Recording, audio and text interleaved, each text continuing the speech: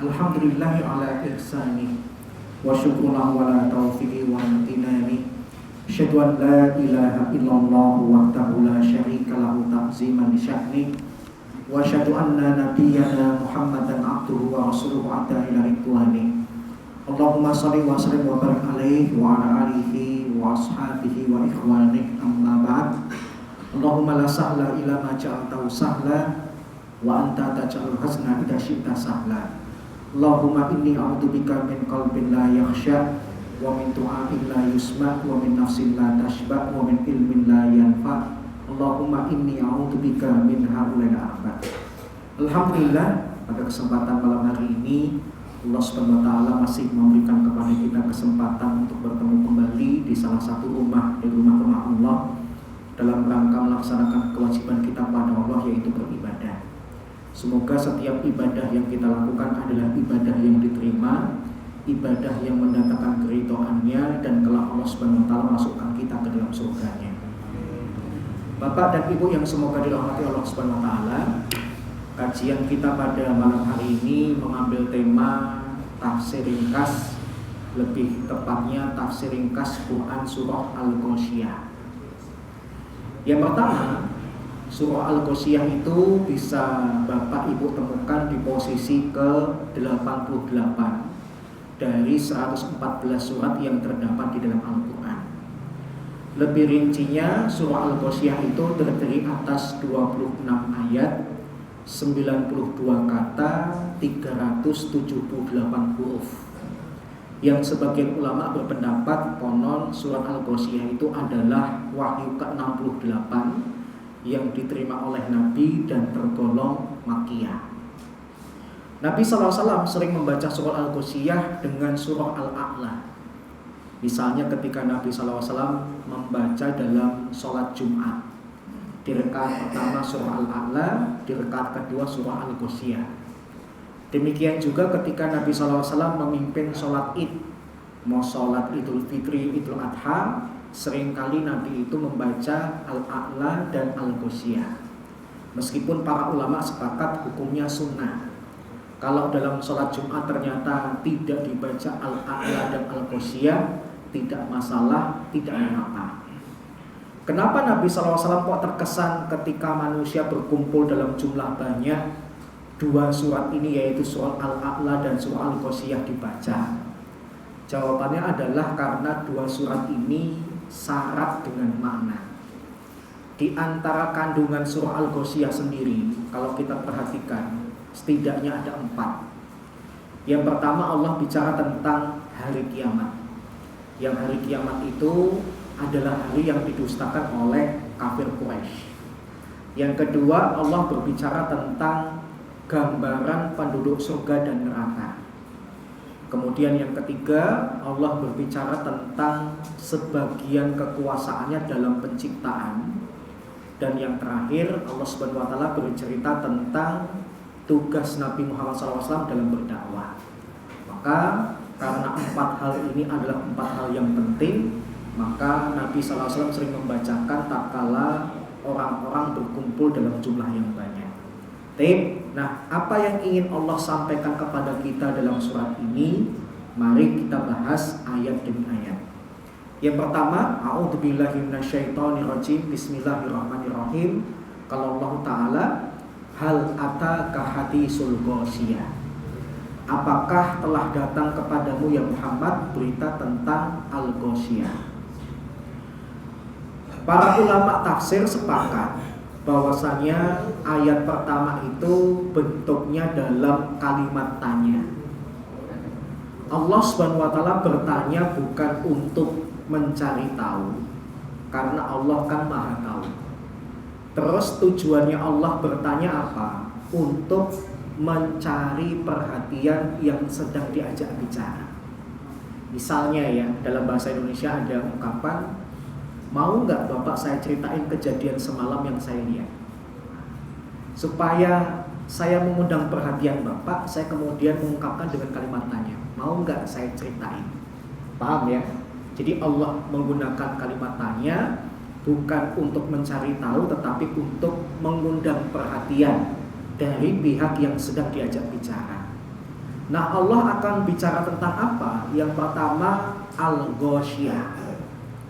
Al-ghosyiyah itu dari kata ghosya yakhsha, yang artinya meliputi.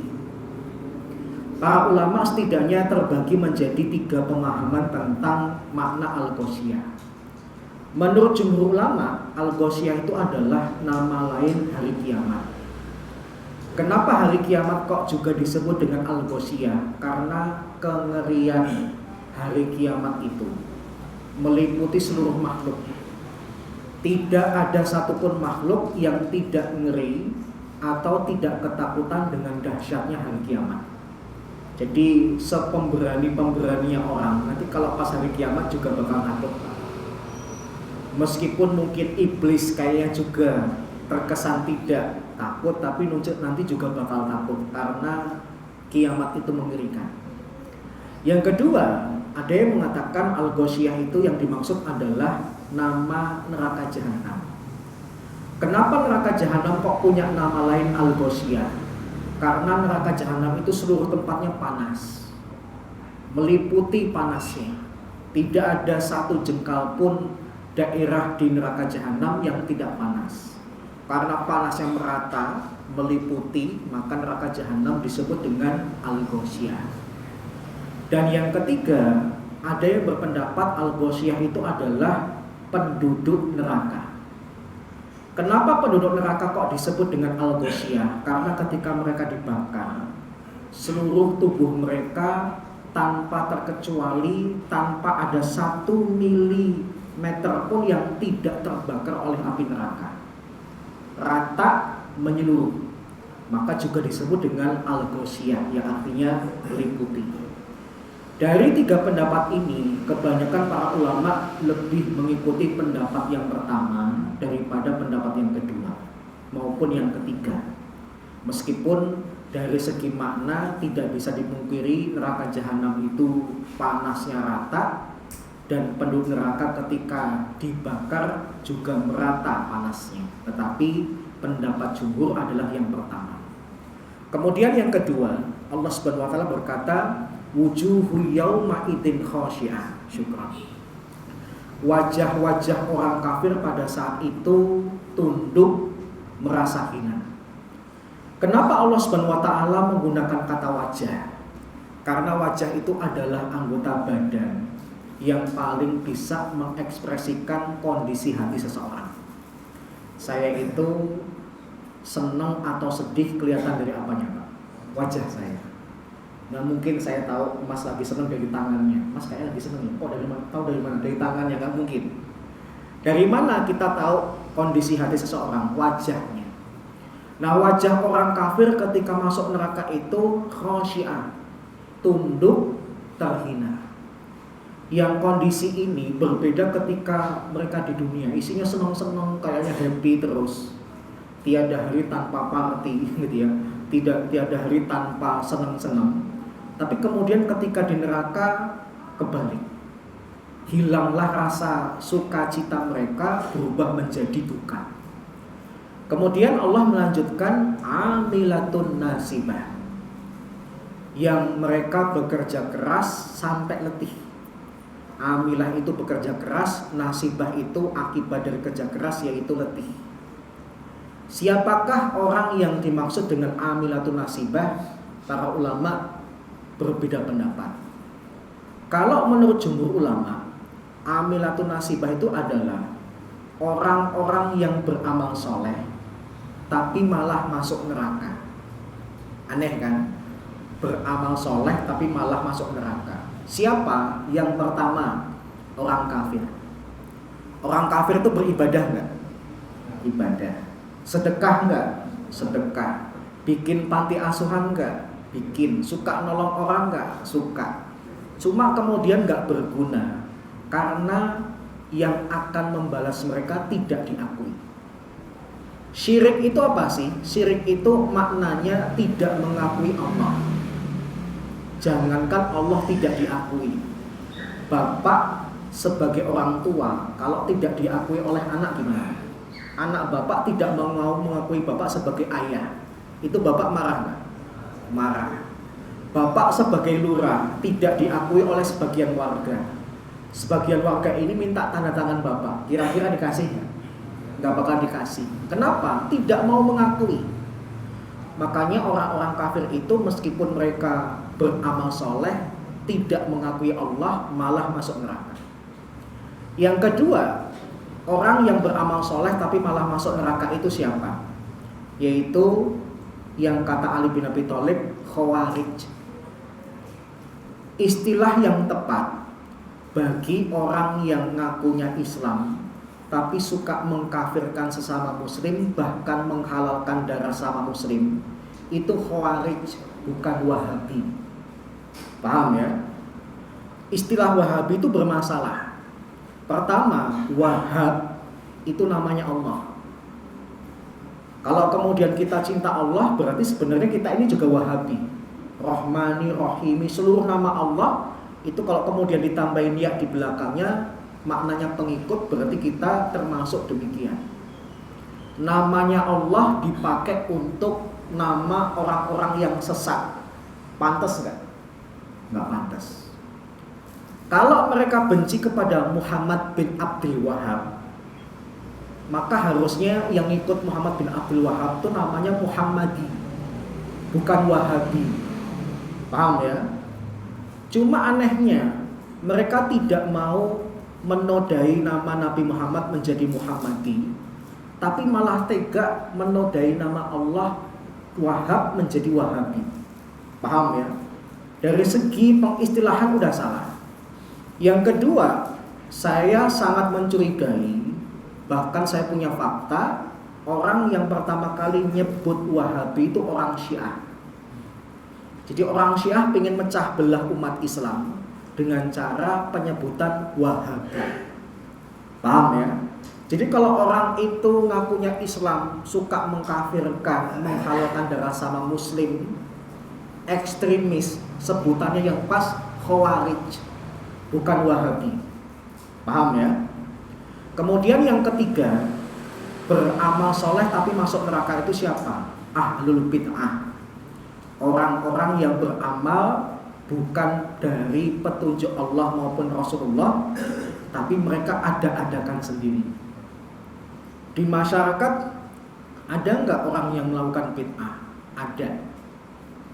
Masalah sedikit atau banyak, saya tidak pernah menghitung, yang penting ada. Misalnya bid'ah di masyarakat yang terjadi itu apa? Misalnya ketika dikumandangkan adzan. Ada orang yang ketika ada lafal kumandang adzan asyhadu anna Muhammadan Rasulullah, yang dengar tuh kemudian mengumpulkan dua jempolnya, kemudian mengucapin doa marhaban bi habibi Muhammadin Abdillah. Kemudian mereka punya keyakinan lam ya'ma wa lam yarmat abadan. Setelah ditiup kemudian ditempelkan ke kedua mata, tidak akan buta dan sakit mata selamanya.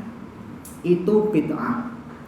Nabi tidak pernah melakukan, sahabat sebanyak 124.000 tidak ada yang melakukan. Asal usulnya dari siapa? Dari mimpinya orang sufi. Orang sufi katanya mimpi ketemu Khadir, Khadir cerita tentang itu. Maka itu bid'ah. Yang kedua, bid'ah dalam wudu. Ada nggak orang yang melakukan bid'ah dalam wudu? Ada. Misalnya apa? Orang yang setiap kali pindah gerakan wudu berdoa. Saya tahu memang ada riwayatnya dari Anas bin Malik, katanya dia diajarin Nabi. Tapi dalam ilmu hadis setelah diteliti, la aslalahu, kata Al-Imam An-Nawawi, nggak ada asal usulnya. Kalau dikatakan tidak ada asal usulnya, itu lebih parah daripada hadis palsu. Kalau hadis palsu, yang bikin hadis palsu itu ketahuan. Tapi kalau sampai dikatakan la aslalahu, tidak ada asal usulnya, berarti yang bikin aja sampai nggak ketahuan. Paham ya? Bagaimana kita bisa meyakini ini benar atau salah kalau yang meriwayatkan saja kita nggak ketemu siapa dia? Paham ya? Dia dikit-dikit baca doa, misalnya setelah membasuh telapak tangan, mengucapin bismillah, walhamdulillah, wala haula wala quwata illa billah. Nanti setelah kumur baca doa lagi, basuh muka baca doa lagi. Jadi banyak banget doanya. Padahal Nabi itu tidak pernah mengajarkan doa dalam wudhu kecuali dua, sebelum dan sesudah. Sebelumnya apa? Bismillah. La wudhu'a liman lam yadhkur ismallah alaihi. Tidak ada wudhu yang tidak menyebut nama Allah padanya. Yang kedua setelah wudhu, doanya gimana Pak? Yang paling lengkap, asyhadu an la ilaha illallah wahdahu la syarikalah wa asyhadu anna muhammadan abduhu wa rasuluh. Allahumma ij'alni minat tawwabin waj'alni minal mutatahhirin. Ada tambahan waj'alni min ibadikas sholihin. Dalam riwayat yang lain dan sahih, doa kafaratul majlis itu juga termasuk doa setelah wudu. Jadi Bapak tidak baca doa yang tadi tapi mengucapkan subhanakallahumma wa bihamdika asyhadu an la ilaha illa anta astaghfiruka wa atubu ilaik, itu juga doa sesudah wudu.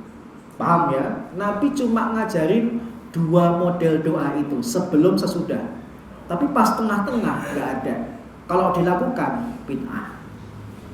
Yang ketiga ada bid'ah dalam sholat. Emangnya ada masyarakat yang melakukan bid'ah dalam sholat? Ada. Ini biasanya dimunculkan para pemalas. Yaitu apa?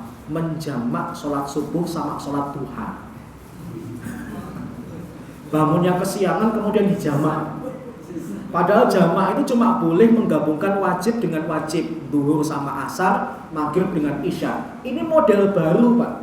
Sunnah dan wajib dijamak, subuh sama duha. Waliyadzubillah. Kalau ada orang yang melakukan bid'ah, dia tidak dapat pahala, malah dapat dosa, berpotensi masuk neraka. Paham ya? Jadi tiga macam: orang kafir, khawarij, ahlul bid'ah. Yang kedua, amilatun nasibah itu siapa? Khusus penduduk neraka. Penduduk neraka itu Allah perintahkan untuk kerja, tapi anehnya kerjanya tidak menghasilkan, malah cuma meletihkan.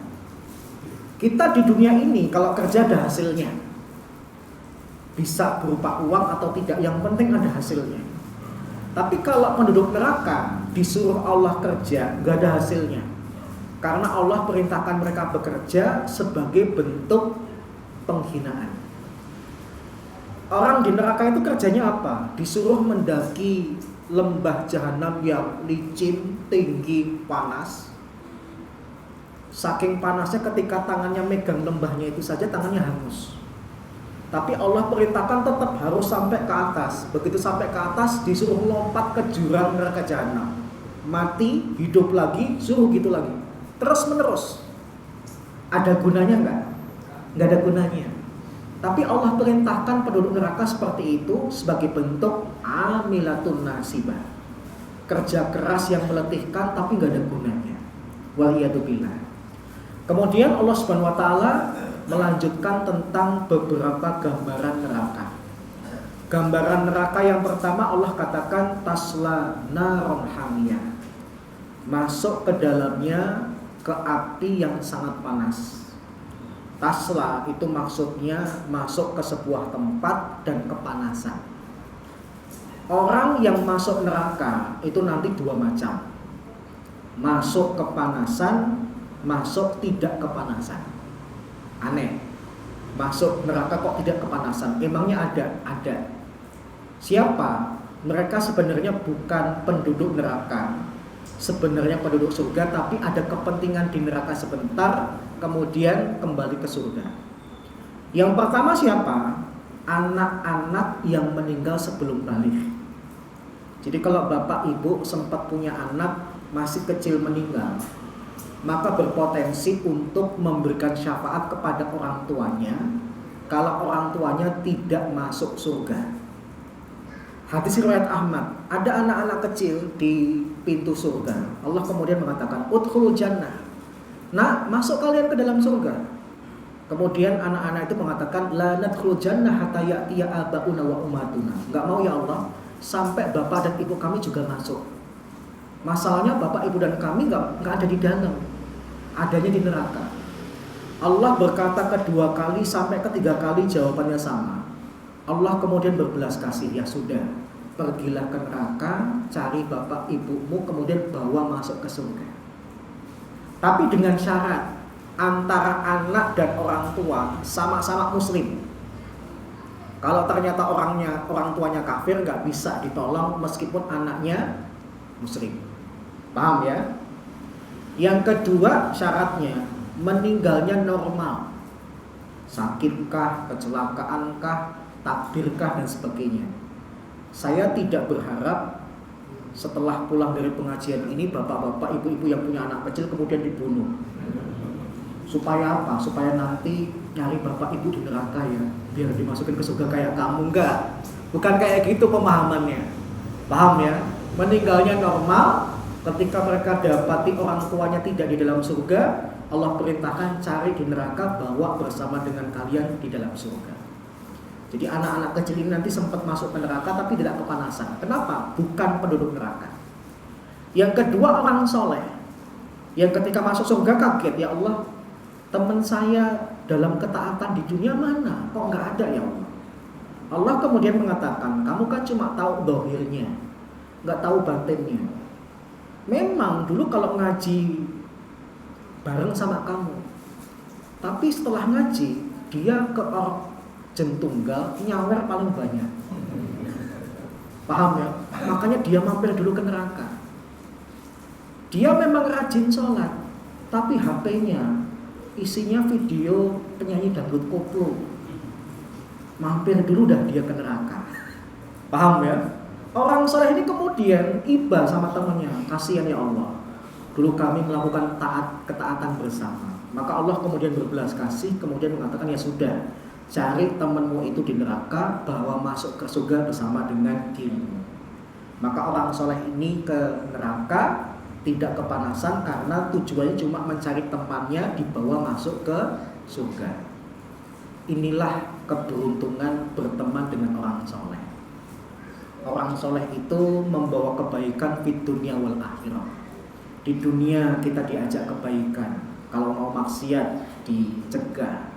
Di akhirat kalau kita tidak masuk surga di neraka, dia cari kita dibawa ke surga bersama dia. Tapi saya berharap moga-moga bapak dan ibu-ibu yang nyari, bukan yang dicari. Paham ya? Paham ya? Meskipun kalaupun terpaksanya dicari gara-gara berteman dengan orang soleh, akhirnya bisa masuk surga. Baik, jadi ada masuk ke tempat yang panas tidak kepanasan. Tapi umumnya kalau dia penduduk neraka pasti kepanasan. Bahkan Allah mensifati neraka dengan sifat hamiyah, sangat panas. Kenapa neraka yang panas kok Allah sifati dengan sangat panas? Karena neraka itu sudah dinyalakan, sudah dibakar semenjak diciptakan. Ibarat bapak nyalain kompor setahun yang lalu, sekarang masih nyala, itu kompornya gimana? Panas banget. Gak usah setahun lah, seminggu nyala udah panas banget. Neraka pun demikian, semenjak diciptakan sampai nanti akan ada makhluk-makhluk yang memasukinya, itu dipanasin terus. Berarti panas banget. Kemudian Allah melanjutkan beberapa gambaran di neraka, tusqa min ainin aniyah laisa lahum ta'amun illa min dhari la yusminu wa la yughni min ju'.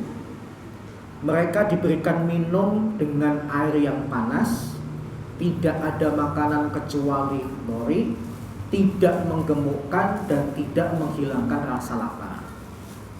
Orang ketika kepanasan bawaannya dua, haus, lapar. Maka di neraka pun ada minuman dan makanan. Cuma minumannya adalah air yang sangat panas. Kalau kita mohon maaf minum teh yang panas, itu kemudian kita nekat minum, itu efeknya apa? Lidah kita terbakar, bibir kita pun juga ikut terbakar, gigi kita ngilu, sakitnya luar biasa. Apalagi kalau kemudian air di neraka itu lebih panas daripada air di dunia. Yang kedua, bukan cuma ada minuman, ada makanan. Salah satu menu makanan yang Allah sebut di dalam surat ini itu apa? Dori. Dori itu apa? Tumbuhan berduri beracun. saking berbahayanya sampai-sampai binatang saja tidak mau makan dori. Kalau ada binatang yang tertelan dori, dia nanti pelan-pelan sakit, kurus, mati, membahayakan. Di dalam ayat yang lain masih ada 2 menu. Menu yang kedua itu apa? Gisling. Gisling itu apa? Darah yang dicampur dengan nanah yang berasal dari tubuh penduduk neraka.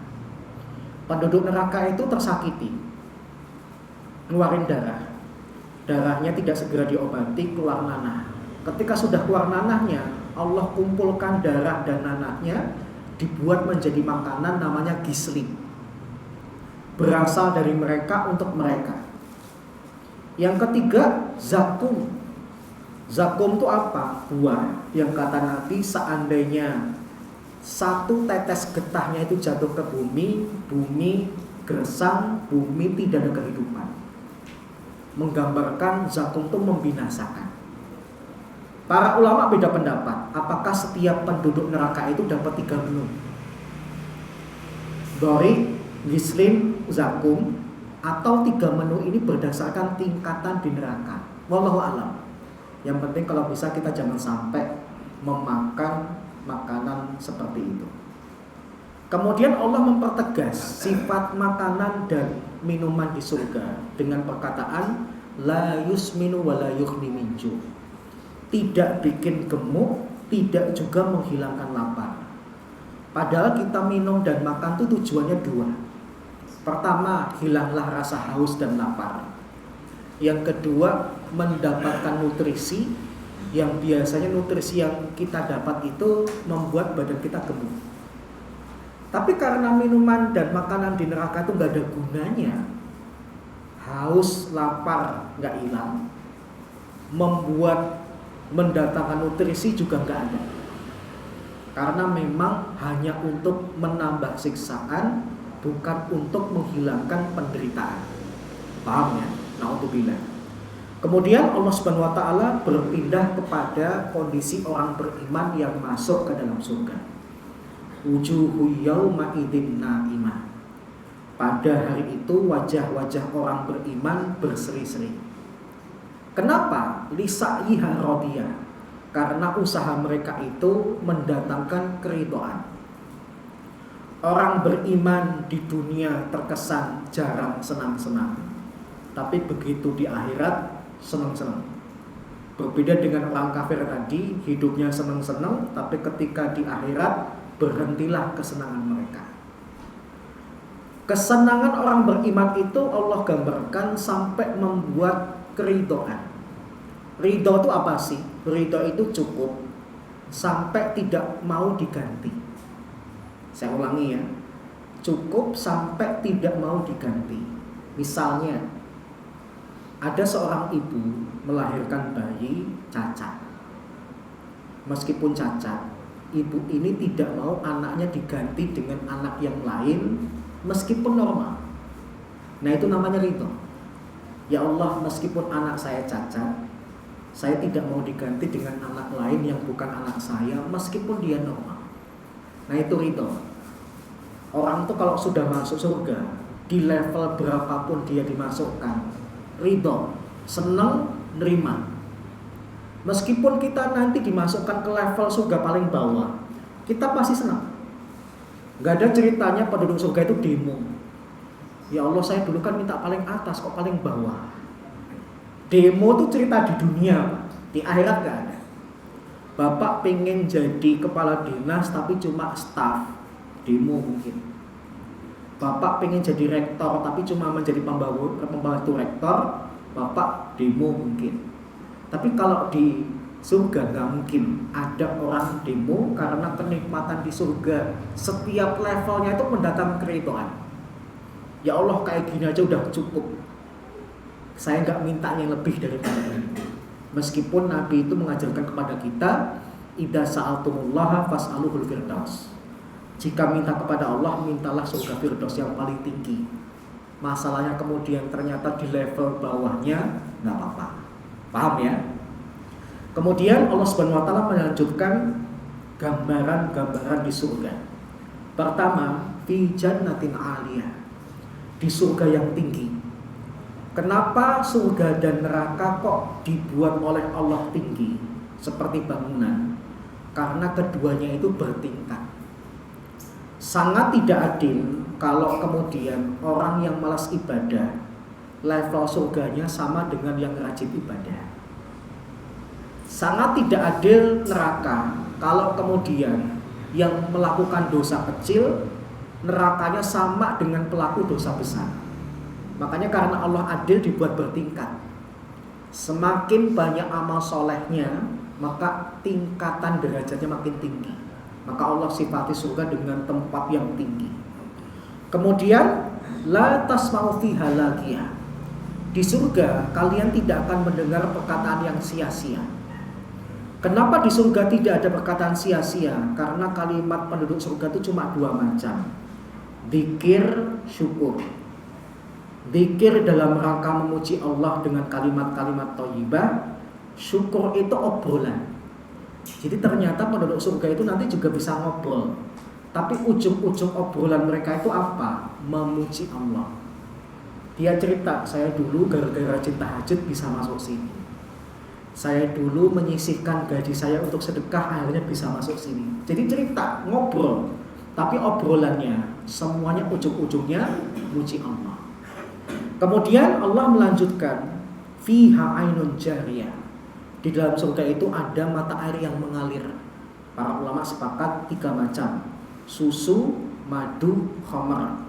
Meskipun khamar, tapi khamar di surga itu tidak memabukkan, tidak membahayakan. Kemudian fiha surur marfu'ah. Di dalamnya ada dipan-dipan yang ditinggikan. Kenapa dipannya kok ditinggikan? Karena kita semua mengakui tidur yang lebih nikmat itu berada di tempat yang lebih tinggi daripada yang di bawah. Makanya kalau kita ke villa atau ke hotel itu nyari lantai bawah apa yang atas, Pak? Yang atas.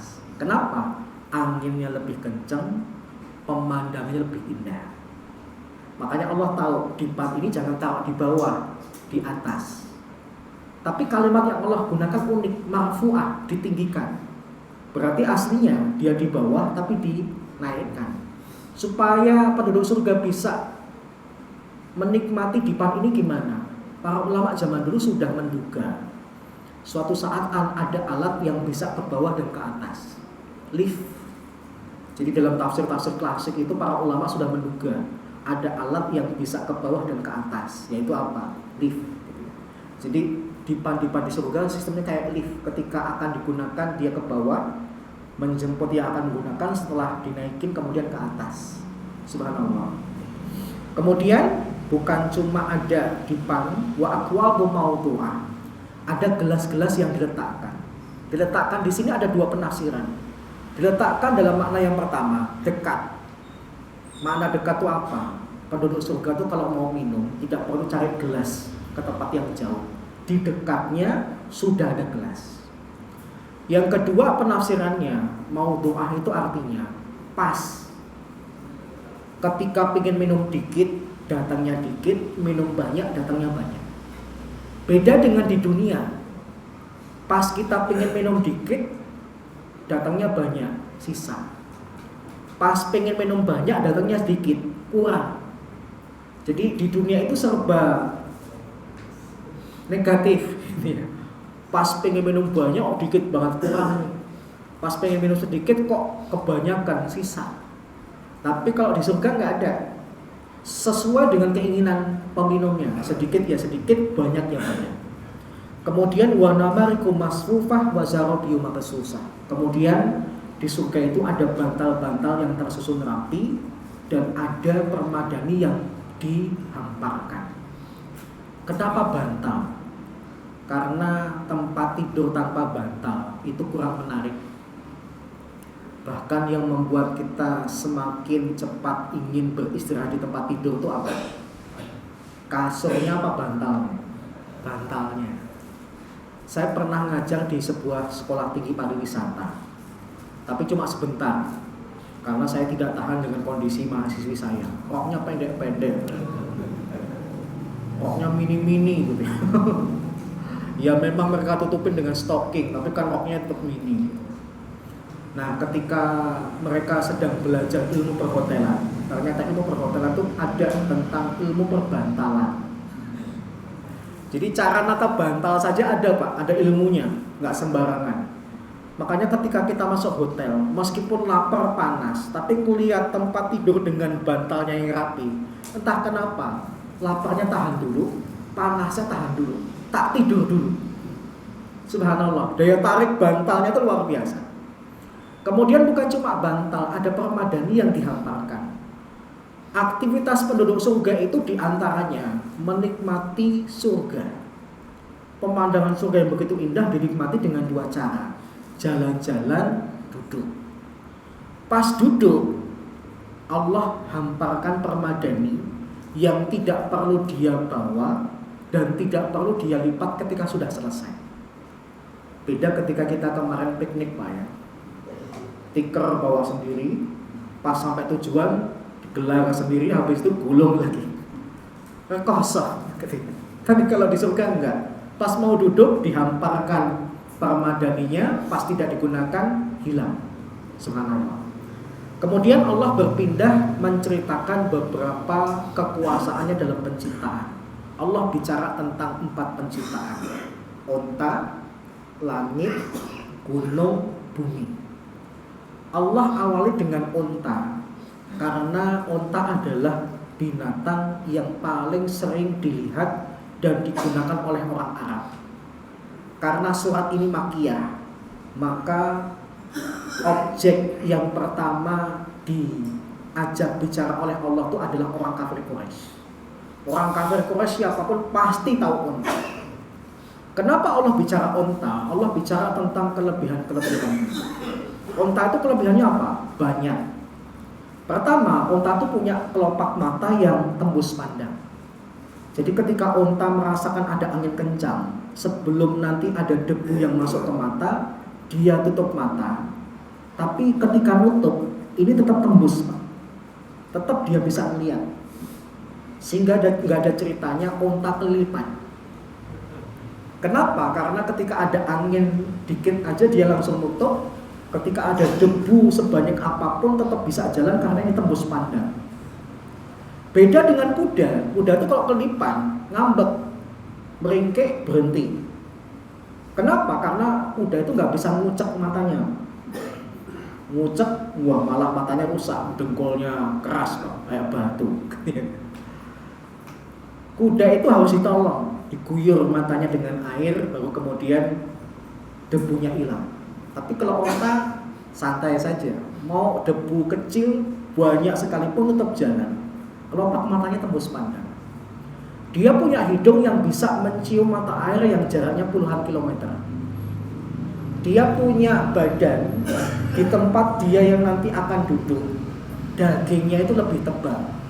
Supaya apa? Kalau duduk di musim dingin tidak cepat kedinginan, duduk di musim panas tidak cepat kepanasan. Tebal dagingnya di tempat yang dia duduki. Dia punya jarak yang cukup jauh antara perut dengan kaki paling bawah. Supaya ketika tanah di bawah panas, perutnya tidak cepat panas. Beda dengan binatang yang kakinya pendek kayak babi. Babi itu kenapa blingsatan? Karena kalau bawahnya itu panas, perutnya cepat kena panas. Makanya dia larinya blingsatan. Tapi kalau onta terkesan nyantai karena nggak cepat panas perutnya, jaraknya jauh. Onta itu badannya besar, berat. Kalau duduk harusnya ketika naik susah. Tapi Allah sudah desain lehernya onta itu bentuknya kayak dongkrak. Dongkrak itu fungsinya ngangkat sesuatu yang berat. Makanya onta itu aneh, badannya gede berat, duduk. Ketika berdiri kan harusnya susah, tapi gampang banget dia berdiri. Kenapa? Allah sudah desain lehernya itu kayak dongkrak badannya. Allah desain kukunya onta itu adalah kuku yang fungsinya untuk mengeluarkan ketika dia masuk ke dalam padang pasir. Jadi ketika dia kakinya terjebak ke dalam padang pasir lebih dalam, dengan kukunya itu didesain supaya cepat keluar. Beda dengan kuku kuda. Kuda itu kalau kemudian masuk terjembab, makin terjembab, makin jatuh, keluarnya susah, harus ditolong. Tapi kalau onta nggak usah ditolong, dia punya desain kuku yang memudahkan untuk keluar. Onta itu kata para ulama binatang yang lengkap, karena binatang itu kan kalau nggak ditunggangi, diambil daging, diambil susu. Ada binatang cuma diambil daging dan susu tapi nggak bisa ditunggangi. Misalnya apa? Sapi, kambing gitu. Sapi bisa kalau dipaksa, tapi aslinya bukan untuk ditunggangi. Atau kebalikannya, ditunggangi tapi bukan untuk diambil daging dan susunya. Kayak apa? Kuda. Tapi ada loh susu kuda liar. Susu kuda liar itu jatahnya anak kuda, bukan jatah manusia. Paham ya? Makanya ada gojekan para kiai. Khomer itu minumannya iblis. Kalau minuman iblis diminum manusia, terus iblis minum apa? Paham ya? Susu kuda liar diminum manusia, terus anak kuda minum apa? Paham ya? Jadi manusia jangan serakah-serakah. Paham ya? Kuda itu desainnya untuk tunggangan, bukan untuk daging, bukan untuk susu. Tapi kalau onta unik, tiga-tiganya. Tunggangi bisa, ambil dagingnya bisa, ambil susunya bisa, bahkan diminum kencingnya. Yang dulu pernah saya katakan. Hadis riwayat Al-Bukhari. Kencingnya pun kalau dicampur dengan susu onta bisa menjadi obat. Tapi kalau kencing kuda, kencing kerbau, kencing sapi, nggak ada fungsinya, najis. Kemudian onta itu binatang yang bisa minum air tawar dan air asin. Unta itu bapak ajak jalan-jalan ke pantai, dia haus, dia minum air laut bisa. Kambing nggak bisa, sapi nggak bisa, kebo nggak bisa. Unta itu kalau kurus kehilangan separuh badannya. Tapi nanti kalau ketemu air, dia minum dengan banyak, tubuhnya kembali normal. Unta itu termasuk binatang yang minumnya kuat. 3 menit bisa minum 130 liter. Subhanallah. Kuat. Makanya tidak heran di antara binatang kesukaan Nabi itu unta. Kenapa? Karena sampai Allah sebutkan penciptaan unta itu kalau bukan Allah yang menciptakan siapa lagi? Kemudian Allah bicara tentang langit. Langit yang kayak nempel dengan bumi, tapi anehnya nggak ada tiangnya. Kalau bukan Allah yang menciptakan siapa lagi? Gunung yang begitu kokoh, yang kalian sendiri wahai orang Quraisy tinggal di antara gunung-gunung. Kalau bukan Allah yang menciptakan siapa lagi? Bumi yang sebenarnya bulat, tapi terkesan datar karena terhampar. Dan ketika bumi itu menggelinding berputar, kalian tidak jatuh. Yang bisa membuat seperti itu kalau bukan Allah siapa lagi? Makanya Allah mengingatkan orang kafir Quraisy terhadap 4 ciptaan Allah yang paling sering mereka lihat. Unta, langit, gunung, bumi. Kemudian Allah menutup surat ini dengan tugas Nabi, yaitu berdakwah. Dakwah itu kata Allah dalam surat ini, pertama identik dengan fadzakir innama anta mudzakir.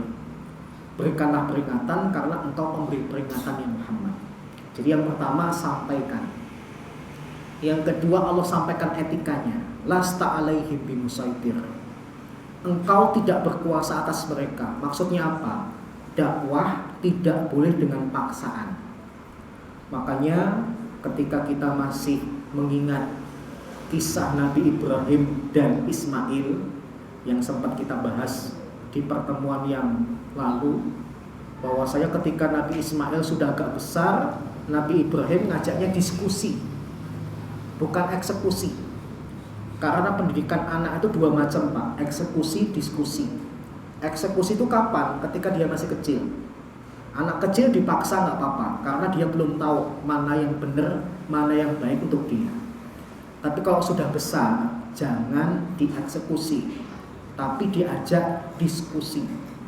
Makanya ketika Nabi Ibrahim mimpi nyembelih putranya, kemudian yang dilakukan Nabi Ibrahim apa? Tidak langsung nyembelih, tapi ngajak diskusi. Nah, Bapak mimpi nyembelih kamu, menurut kamu gimana? Maka kemudian Nabi Ismail memberikan jawabannya, yang jawaban ini adalah jawaban dari anak yang soleh.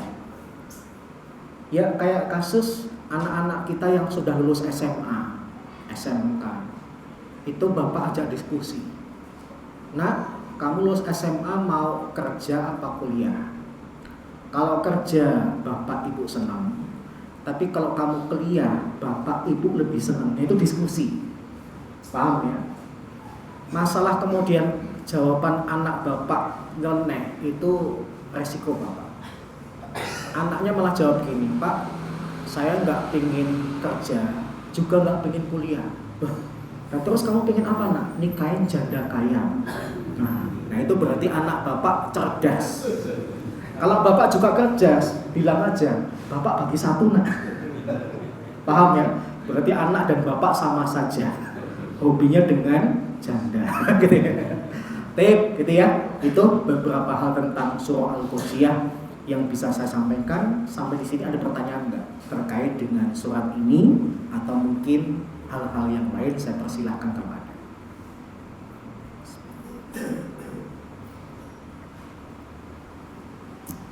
Nggak ada Pak ya? Kalau tidak ada, mari kita tutup dengan doa majlis dan hamdalah. Subhanakallahumma wa bihamdika, asyhadu an la ilaha illa anta, astaghfiruka wa atubu ilaik. Alhamdulillahirabbil alamin. Assalamualaikum warahmatullahi wabarakatuh.